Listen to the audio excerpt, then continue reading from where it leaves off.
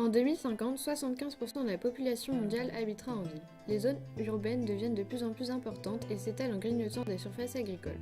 En France, on perd l'équivalent d'un département français tous les 10 ans. Dans 20 ans, nous serons 9,5 milliards de personnes à nourrir avec toujours moins de surfaces agricoles utilisables. L'agriculture urbaine consiste à produire des denrées sur les espaces peu utilisés, tels que les murs, les balcons, les toits, les sous-sols situés dans les villes.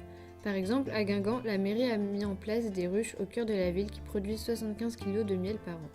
Allons voir de plus près cette apiculture urbaine. Depuis 8 ans. On a installé les premières ruches, démarré avec 3 ruches et maintenant on en est à 7.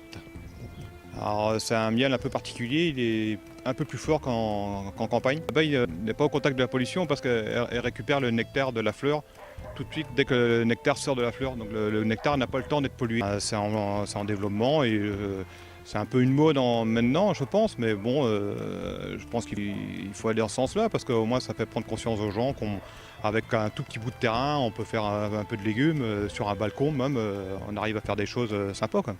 L'agriculture en ville a les mêmes rendements qu'en milieu rural. L'agriculture urbaine permet de produire localement sur une surface réduite. L'agriculture urbaine contribuera à nourrir le monde en 2050, en plus elle recrée des liens entre les citadins.